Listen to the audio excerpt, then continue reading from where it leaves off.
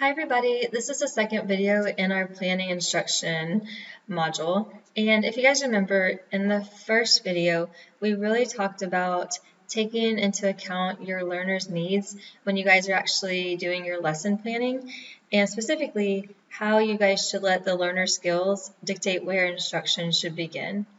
In this video we're going to talk about the actual development of the lesson content.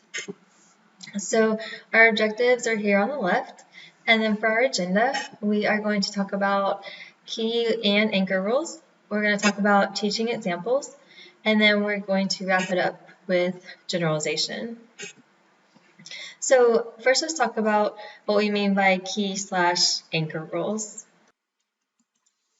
So when you're teaching an actual academic lesson, you typically have a key rule that you can essentially always relate the content of your lesson back to that clear rule. So, and these are called our key rules. So essentially you have a clear rule for when and why. And so you plan for instruction with these key rules and with examples of the key rules from the very beginning. If you don't do this, then you're going to leave the student to determine the rule. So if you just start providing examples from the very beginning, the students are going to try to find some commonality between your examples, and they're going to determine their own rule. And a lot of times that results in what we call misrules. So misrules are those incorrect rules that students use to guide their behavior.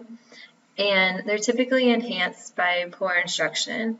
So they're enhanced by the teacher not providing them with the actual rule or the actual key rule at the beginning of the lesson. So at the beginning of whatever academic skill you're teaching, you typically state your key rule, and then you provide examples of that key rule. And that typically reduces those misrules. If you don't give the student the rule, they're going to come up with their own, and a lot of times it's not correct. And the research shows that if a student comes up with a misrule, you actually need 7 times more instruction to correct that misrule. So providing students with the key rule or that correct rule from the very beginning is really important. And so here are some examples of key rules. You might say something like, it's important to know that these 2 letters make this sound. The plus sign tells us to add the numbers together. And that way, if you take the second example, the plus sign tells us to add the numbers together. Whatever equation you give the students that they're working for, and there are hundreds of different variations of equations, when they get to that plus sign, you can relate it back to the key rule and tell the students, remember, the plus sign tells us to add the numbers together. So typically you guys do this, teachers do this with their academic lessons. When you guys are teaching behavioral skills, you want to do the same type of thing, except for now we typically call them anchor rules. And when we're talking about anchor rules, we use anchor because anchor means, in this instance, a common experience shared by all students that serves a foundation for instruction. So we've talked in previous modules about how a lot of times when schools use those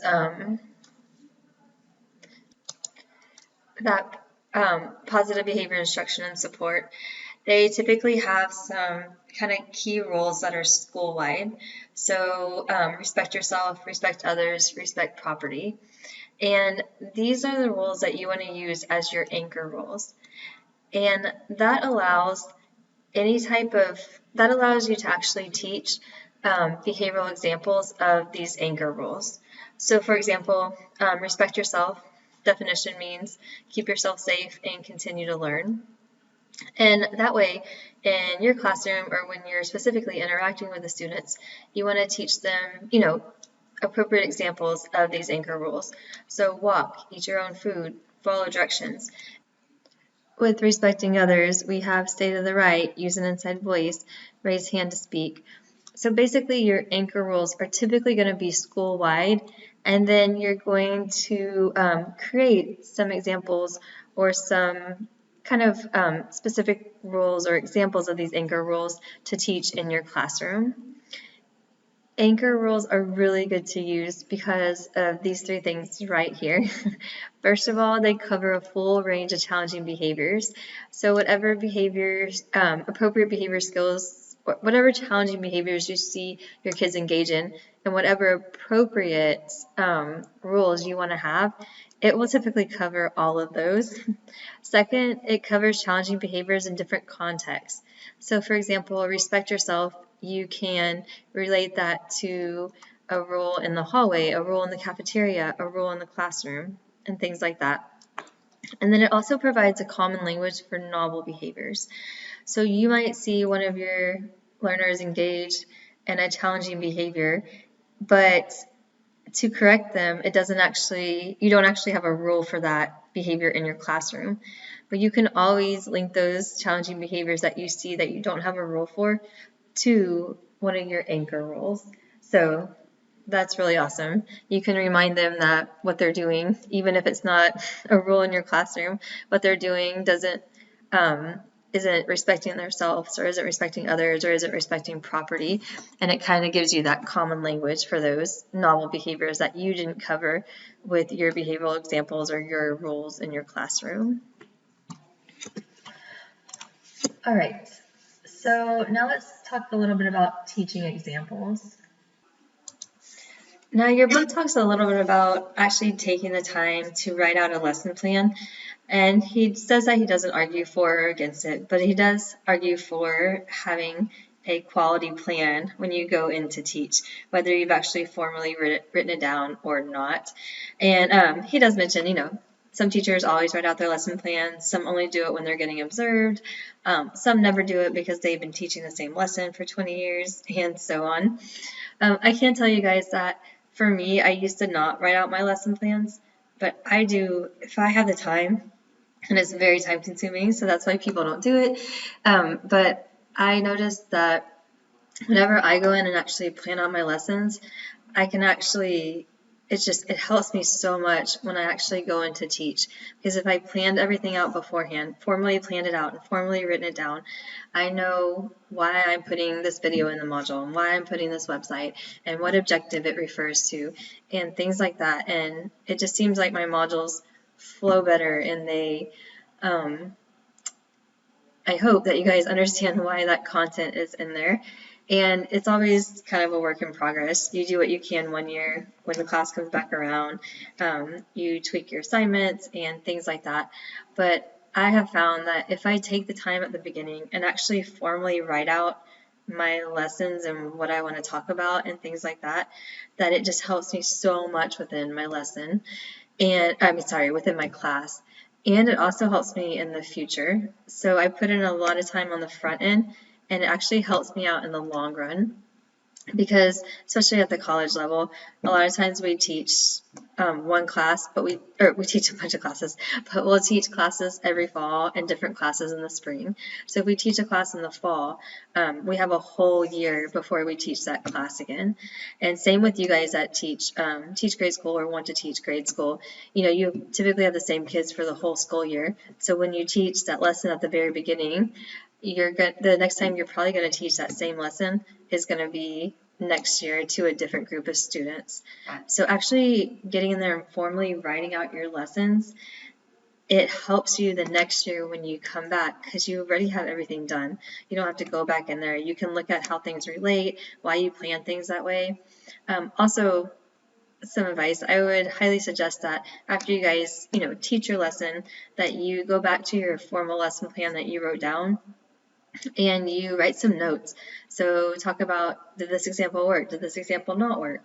Do I need to do something different? Do I need to be more prepared? Do I need to put a new activity in? And that way when you do come back around to it the next year, you have your lesson plan and you have those reflection notes and you know exactly what you need to tweak. So I do find it's very time consuming at the beginning. I completely understand that, but it does actually make your lesson better and it saves you time in the long run. So that's my advice on that. Okay, so let's talk about how you guys actually should select your examples. So of course, when you're teaching, a behavioral skill, you want to make sure that all your examples are relevant. So if you can provide examples, real life examples that relate to your students, of course, that's the best way to go. But there is a difference between naturally relevant examples versus naturally occurring examples. Naturally occurring examples are examples that occur in the environment. And because they occur in the environment, they're really easy to use during teaching. The problem is the examples that you have in the environment may not be sufficient for the learner, and that they might not cover all of the relevant aspects of the behavior or concept that you're trying to teach. So it's suggested that you guys, instead of just looking at those examples that you can use in the environment, you want to look at all of the naturally relevant examples.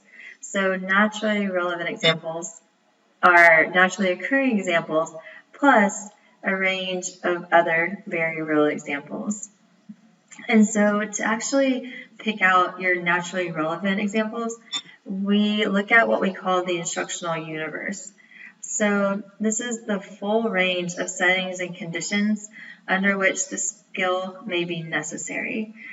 So your naturally occurring examples may be just a little subset of the settings and conditions under which you would use the skill, but your naturally relevant examples are the full range of the settings and conditions. So let's look at the example of identifying dogs. Your book gives this example, but I think it's a clear and a good one, so we're going to use it. Identifying dogs. So first you want to look at the instructional universe. So what's the full range of settings and conditions under which somebody would identify dogs? And we would say that probably it's anywhere on Earth. Dogs are all over the place. You can go to the grocery store, to the park, to people's houses, and you're going to see dogs that you can identify.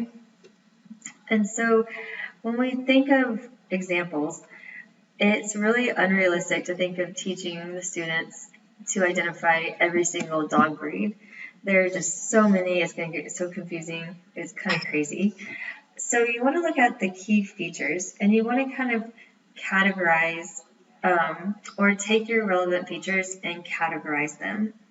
And so we can look at things like large and small, long and short hair, big and small ears, variations in tail length, and things like that. And so we can take those key features, and that's how we can categorize our examples. So we want to provide a range of relevant examples for large and small, and long and short hair, and big and small ears, etc. And so if we just use examples from the naturally occurring environment, it may be that in our natural environment that we're teaching in, we only have access to large dogs that are long hair and short hair. And so just using those naturally occurring examples are insufficient, because out in our instructional universe, the child is also going to be exposed to small dogs and things like that. So you want to focus on figuring out your instructional universe and pulling those naturally relevant examples, which include the naturally occurring examples plus the range of all those other very real examples.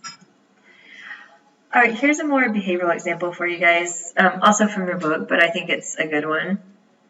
So if you guys have a kid who has trouble joining activities on the playground, and that's a skill that you want to teach. So they engage in challenging behavior, they don't know what's going on. So your alternate behavior, or what you actually want to teach, is how do you join activities on the playground?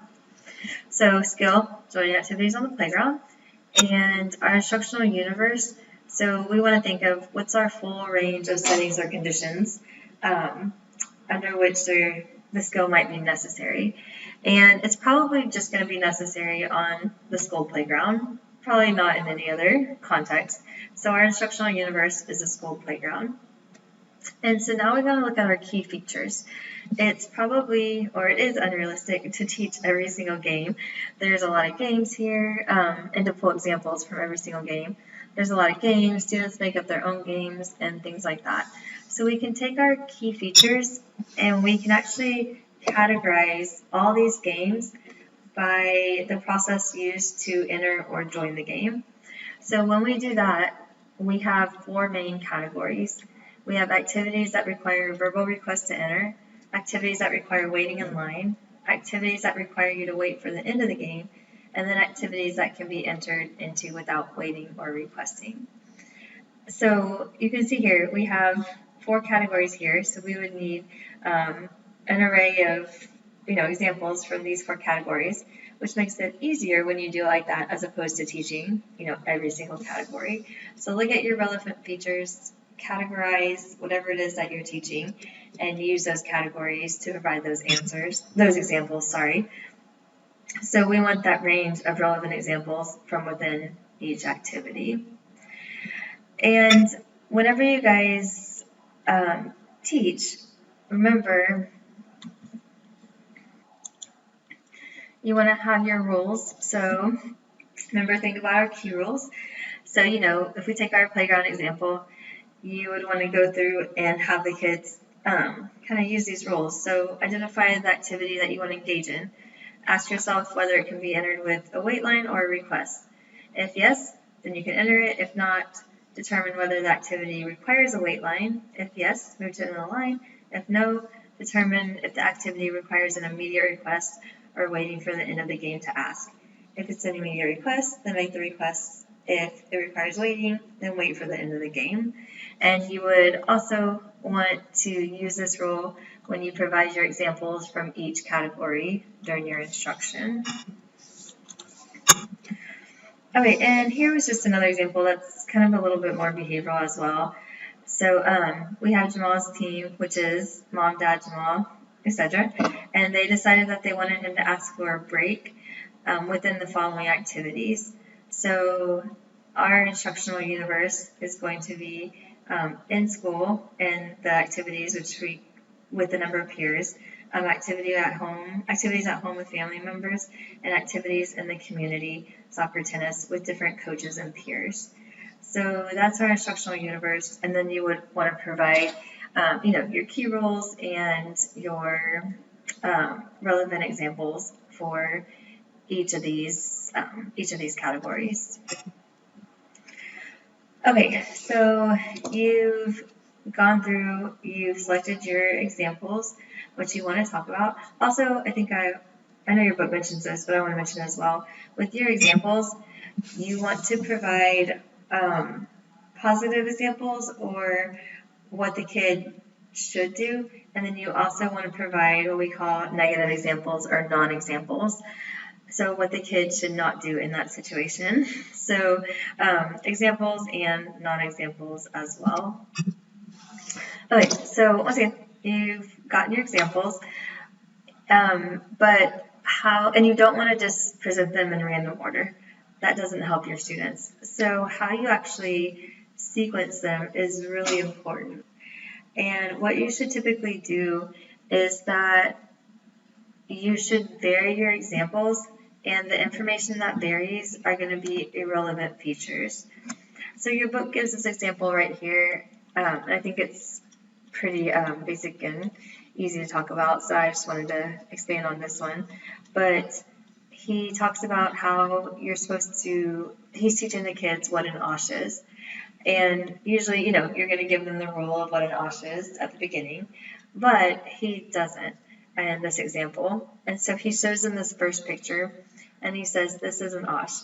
So remember, there's a lot of key features to this. There's slash lines, there's a dotted outline, there's a triangle in the middle that's open. And so we don't know which of these features is relevant to being an osh. So he shows them another example, and we can see that the middle of the square doesn't matter. There's no triangle, so the triangle doesn't matter. But there's still this common, the dotted outline. So now we see another picture. We see no pattern, once again, no triangle, but we see a different shape here. A different type of rectangle, but it still has that dotted outline. And then he provides a non-example or negative example that this is not an OSH. So this relevant feature of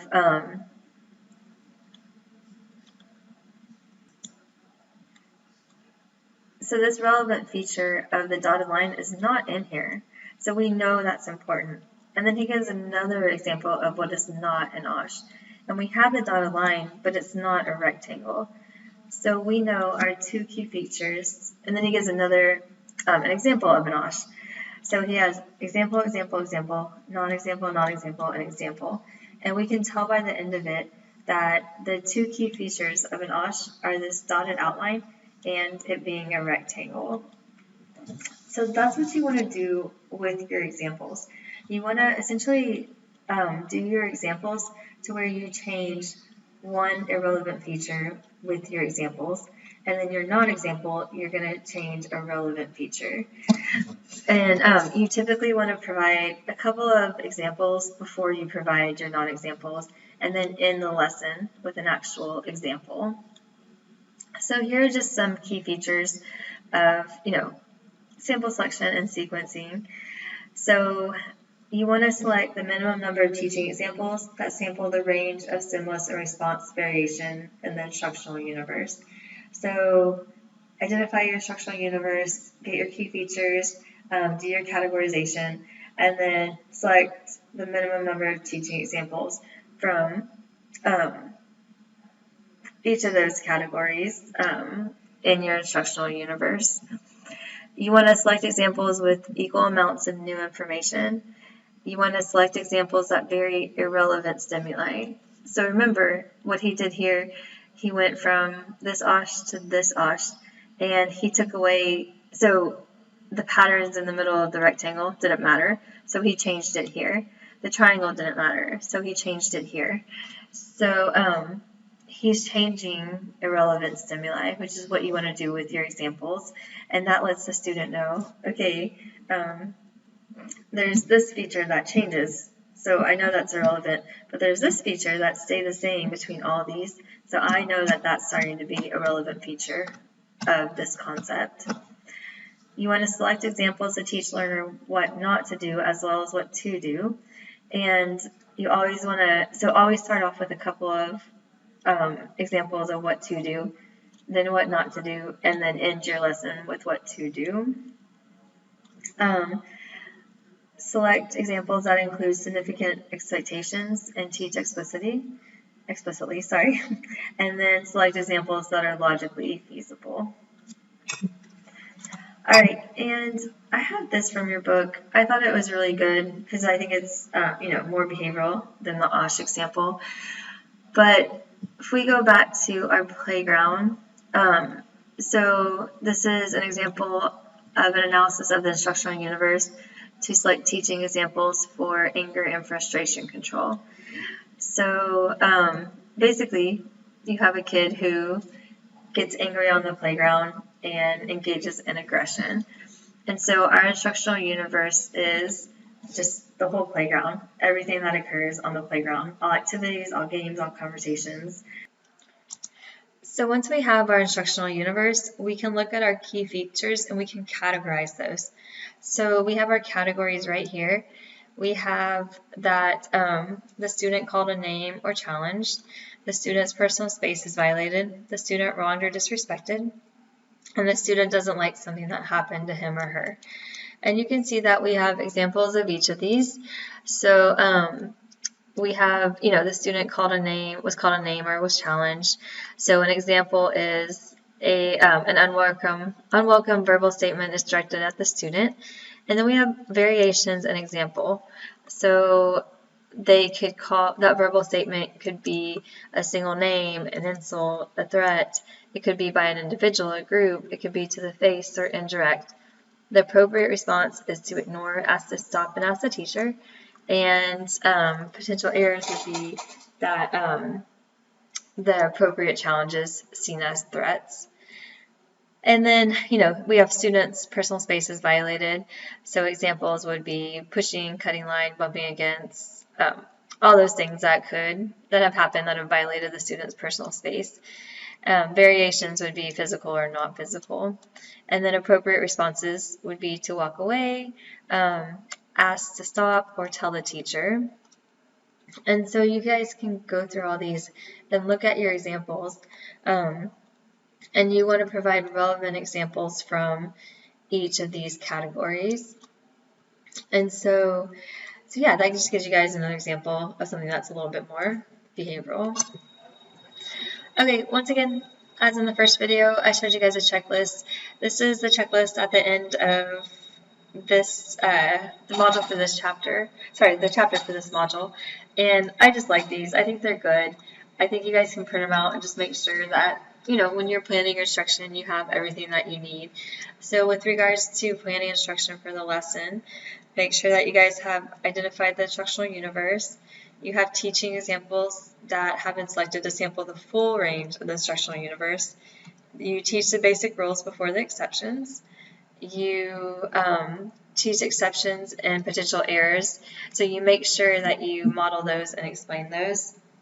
Each example presents an equal amount of new information, and each lesson presents examples from across the instructional universe.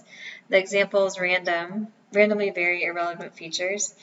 The non-examples highlight key rules, and the non-examples are sequenced as minimally different from immediately prior positive examples. And so I wanted to talk about this one just really briefly. Remember, when you're selecting your examples, you typically want to change, your actual examples will change those irrelevant features. And then your non-example that you pick, after you've had a couple examples, you'll present a non-example. And that non-example needs to differ. It should be the same situation as the last example that you presented. It's just going to be the behavior that the kid should not engage in, as opposed to the previous example, which was the appropriate behavior. So keep that in mind. You're going to have, you know, example, example, example. Each example is going to change some irrelevant feature. And then when you get to the non-example, it should be the same situation as that last example. You're just going to change the behavior that the kid engages in to something that, to the challenging behavior, something that they should not do. So the only thing that's changing with your the first non-example you present and the previous example is just the behavior that the kid is engaging in. Okay, last but not least in this video, we're going to talk about generalization. Generalization is hugely important. You know, it's one of our last phases of learning before we get to the adaptation phase. But with generalization, you know, this is the idea that you want the skill to be able to be admitted in environments that it was not directly trained in. So either maybe new settings with a different teacher, things like that, at home instead of at school. You know, if you teach kids how to behave or how to use social skills in the classroom, but they don't generalize to the home environment, then that doesn't really do us any good. So generalization usually is something that you have to plan for, and you plan for it in your lesson planning.